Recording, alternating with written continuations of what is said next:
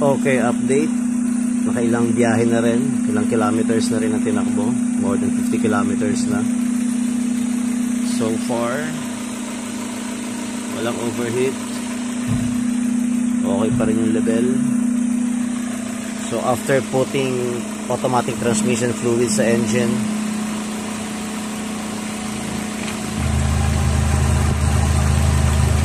iwanag uli